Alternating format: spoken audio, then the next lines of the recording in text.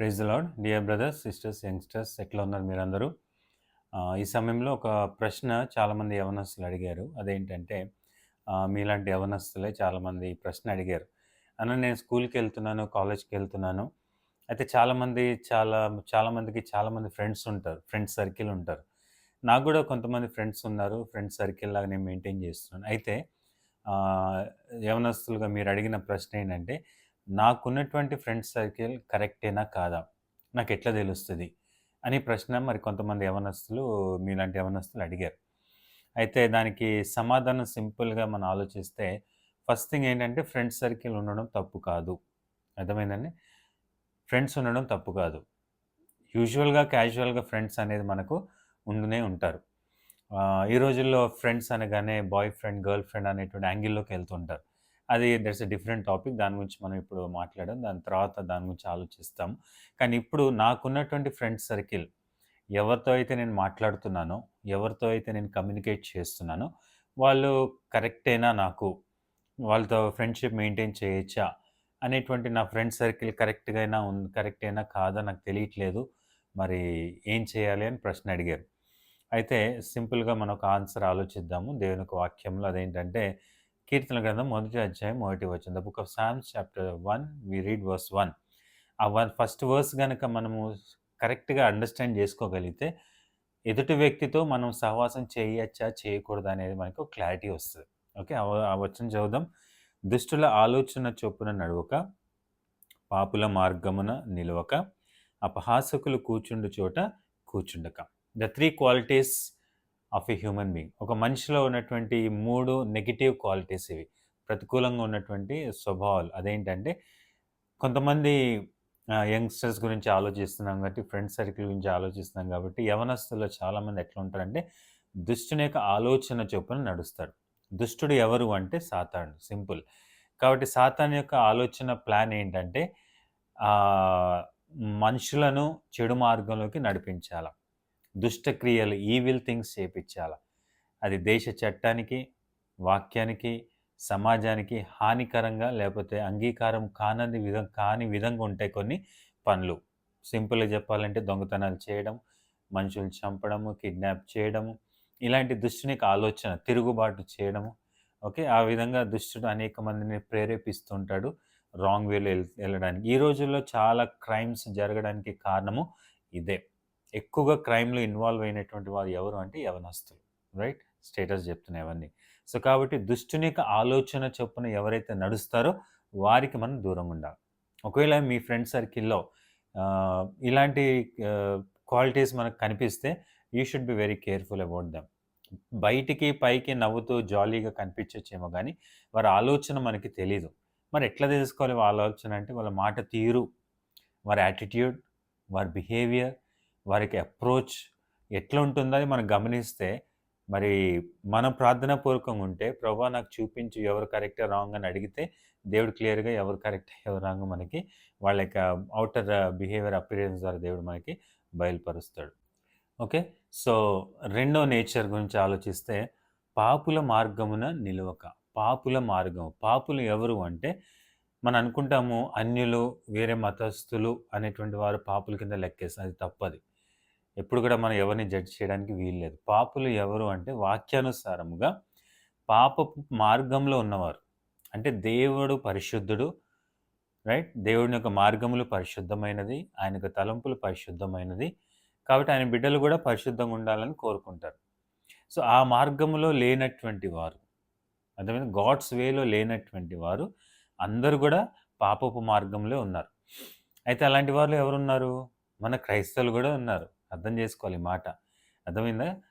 మన క్రైస్తవులంటే యేసు ప్రభువుని అంగీకరించినటువంటి వారందరూ గూడా క్రైస్తవ కుటుంబంలో జన్మించినా కూడా వారందరూ ఆ పాపపు మార్గంలోనే ఉన్నారు. పశ్చాత్తాపపు మార్గంలో లేరు.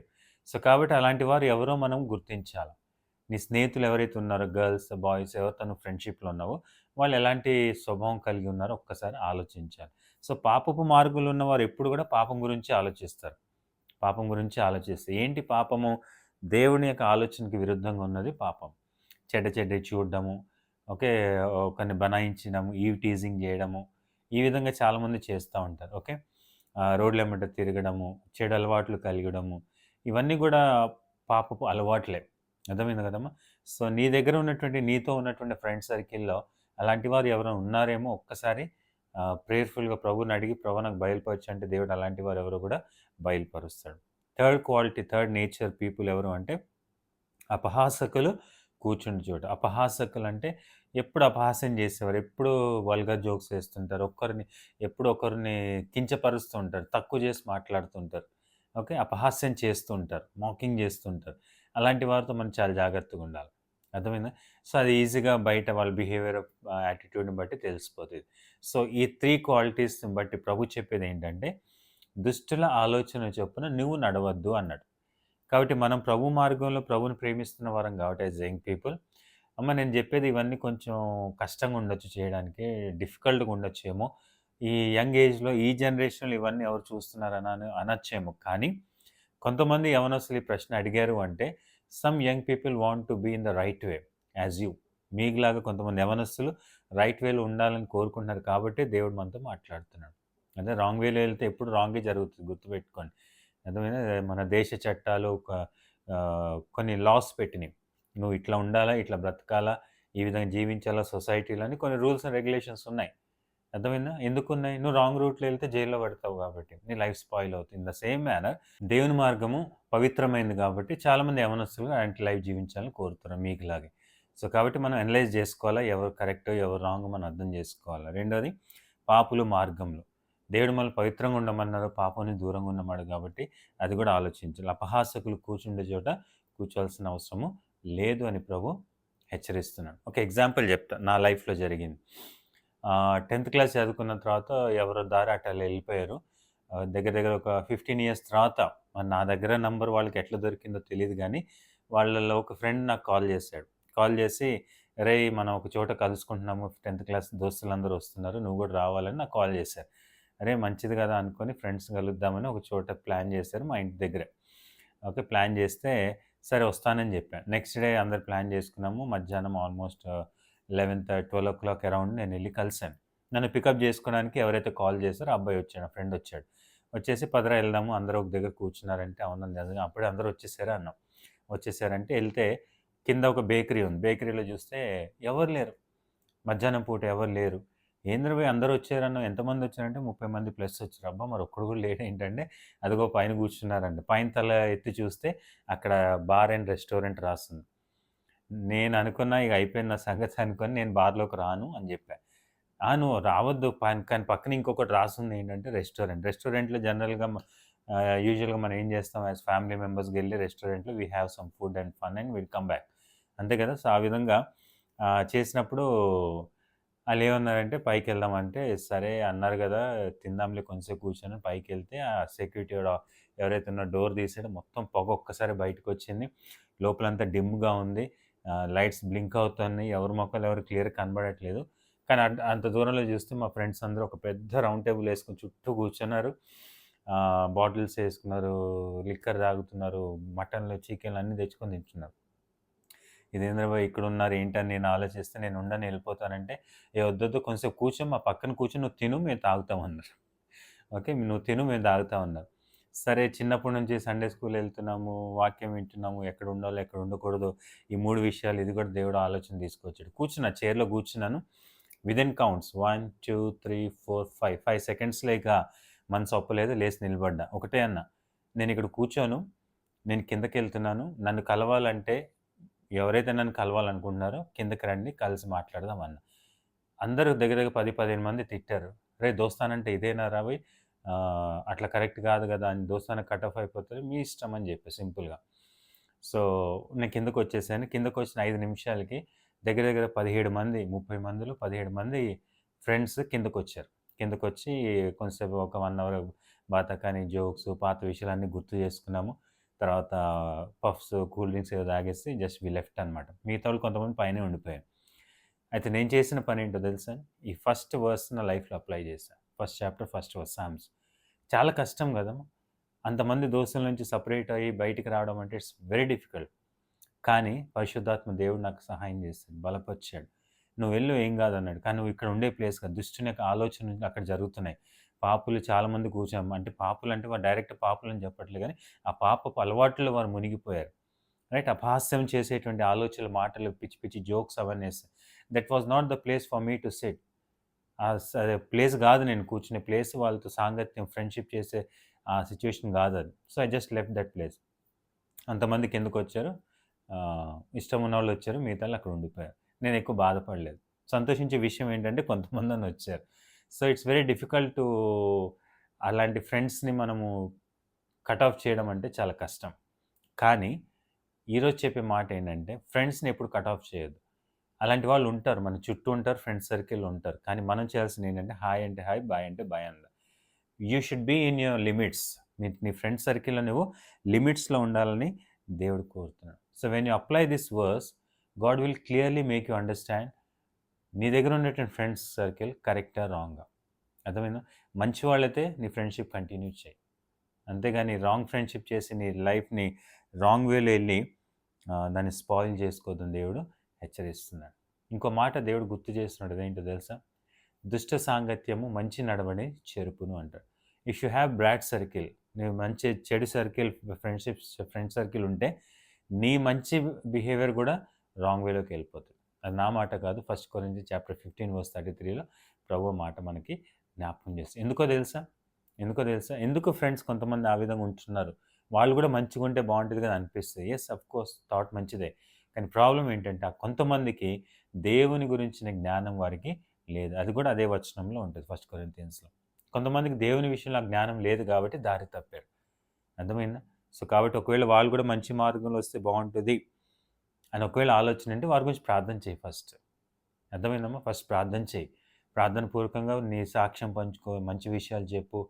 కుదిరితే వాళ్ళు మంచి మార్గంలో తీసుకురావడానికి ప్రయాసపడు. అది తప్పు గాదు. అర్థమైందా? అది తప్పు గాదు. సో, ఆ విధంగా చేయాలని ప్రభువు కోరుతున్నాడు. కాబట్టి మీరడిగిన ప్రశ్న నాకున్నటువంటి ఫ్రెండ్ సర్కిల్ కరెక్టా? కాదా? అన్న దానికి దేవుడిచ్చే జవాబేంటంటే, నువ్వు ఆలోచించు. ఈ వాక్యం Psalms first chapter first verse apply చెయి. ఓకే. అది వాళ్ళకి మ్యాచ్ అవుతుందంటే you should be very careful. Distance maintain జేయాలా. హాయ్ అంటే హాయ్, బాయ్ అంటే బాయ్. ఫ్రెండ్‌షిప్ కట్ చేయొద్దని చెప్పట్లేదు. ఫ్రెండ్‌షిప్ ఉండాలా, కానీ ఫెలోషిప్ ఉండవు. ఫెలోషిప్ ఎవరితో? మంచి స్నేహంతో, మంచి స్నేహితులతో ఉండాలి. ఎక్కువగా మరి విశ్వాసులతోనే ఉంటే ఇంకా మంచిది. అటువంటి లేకపోయినా, అలాంటి వారు నీ చుట్టూ లేకపోయినా, నీ దృష్టిలో వాక్యానుసారంగా మంచివాళ్ళు ఎవరవుతుందో వారితో మింగిల్ అవ్వచ్చు. No problem. కానీ చెడు, తప్పు, రాంగ్ ఎక్కడైతే కనిపిస్తదో stay away from that place. Okay. So, ఆ విధంగా ఉండి నువ్వు సేఫ్‌గా ఉండాలని ప్రభు కోరుతున్నాడు. అయితే ఒక మాట, మంచి వాళ్ళు గూడా ఉంటారు మంచిదే. కానీ ఒక రోజు ఒక టైమ్ వస్తది. వాళ్ళు నిన్ను గూడా విడిచిపెట్టి వెళ్ళిపోయే పరిస్థితి వస్తది. One day they have to leave you. అంతే గదా! కాలేజ్ పీరియడ్ అయిపోగానే, స్కూల్ పీరియడ్ అయిపోగానే ఎవరి దారిన ఆళ్ళు వెళ్ళిపోతారు. ఎవరి లైఫ్‌కి వాళ్ళు వెళ్ళిపోతారు. అప్పుడు నీ ఫ్రెండ్స్ ఏంటి? ఒక్కసారి ఫోన్‌లో కాంటాక్ట్‌లోకి ఉండరు. అబ్రాడ్ వెళ్ళిపోవచ్చేమో. అర్థమైందా? అప్పుడు నీ పరిస్థితి ఏంటి? అందుకే ప్రభు నీతో ఎప్పుడూ ఎవరైతే ఉంటారో వాళ్ళతోను ఫ్రెండ్‌షిప్ చెయి. యెస్, ఆఫ్‌కోర్స్ నిత్యము మనతో ఉండడానికి సిద్ధంగా ఉన్న యేసు ప్రభువే, Jesus Christ is a real true friend. He will never leave you nor forsake you at any circumstances. Okay. So, Yesu ప్రభుని నీ హృదయంలో చేర్చుకో. ఆయన రక్షకునిగా చేసుకో. ఆయన ఇచ్చే ప్రామిస్, నీవు నా స్నేహితుడు అని ప్రభు అంటున్నాడు. I will make you my friend. I will never leave you. I will never disappoint you. Okay. ఎవరు నిన్ను విడిచిపెట్టకపోయినా నేను మాత్రం నిన్ను విడిచిపెట్టను. Why? Because I created you in my own image and I have given my life as a sacrifice to you. నీ కొరకు నా జీవితాన్ని సాక్రిఫైస్ చేశాను. ఎందుకు? నిన్ను నా సొత్తుగా చేసుకున్న, కుమారుడుగా, కుమార్తెగా చేసుకున్నా. Okay. So, God is really willing to make you as a friend. What you have to do, give your heart to God. నీ హృదయం దేవునికి ఇవ్వు. ఈ లోకంలో ఉన్న స్నేహితుల గురించి ఎట్లా ఉండాలో దేవుడు నేర్పించాడు. అది పాటించు. నీ ఫ్రెండ్ సర్కిల్ విషయం జాగ్రత్తగా ఉండు. నీ లైఫ్ స్పాయిల్ చేసుకోవద్దు. రైట్ మార్గంలో ఉండు. దేవుని యొక్క దీవెనలు, ఆశీర్వాదాలు పొందుకోవాలని నేను కోరుతున్నాను. ఓకే. సో, ఈ డౌట్ క్లియర్ అయిందని నమ్ముతున్నాను. ఈ first verse, Psalms first chapter first verse apply చేయండి. అర్థం చేసుకోండి. ఆలోచించండి. ప్రార్థన చేయండి. ముందుకెళ్ళండి. Okay. So, thank you. God bless you. చిన్న ప్రార్థన చేద్దాం. ప్రభా, నీ పరిశుద్ధమైన నామమును బట్టి వందనాలు. స్నేహితులు ఉండడం మంచిదే ప్రభా. నీ వాక్యం సెలవిచ్చావు. కానీ చాలామంది చెడు స్నేహాలు ఉంటారు. చాలామంది యవ్వనస్తులకి ఎవరు చెడో, ఎవరు మంచో అర్థం కావట్లేదు కాబట్టి ఈరోజు కొంచెం క్లారిటీ ఇచ్చావు. అది మేము అర్థం చేసుకొని, అప్లై చేసుకొని ప్రభు ముందుకెళ్ళే కృపను దయచేయండి. సరైన మంచి స్నేహితులు కలిగి ఉండే కృప మీరు దయచేయండి. ఆ విధంగా యవ్వనస్తులు తీర్మానం చేసుకునే కృపను దయచేసి, నిన్ను తమ జీవితంలో మంచి స్నేహితులుగా ఉండడానికి నీవు సిద్ధంగా ఉన్నావు ప్రభా. వారు దాన్ని అంగీకరించే కృపను దయచేయండి. వారి చదువుల్లో, వారి జాబ్స్‌లో, వారి భవిష్యత్తును ఆశీర్వదించి నీవు మహిమ పొందమని, అనేక మందికి మాదిరిగా ఉండే కృపను దయచేయమని యేసు నామములో అడుగుతున్నాను తండ్రి. ఆమేన్. Okay. So dear brothers, sisters, youngsters, have good friendship and be blessed. Thank you. God bless you.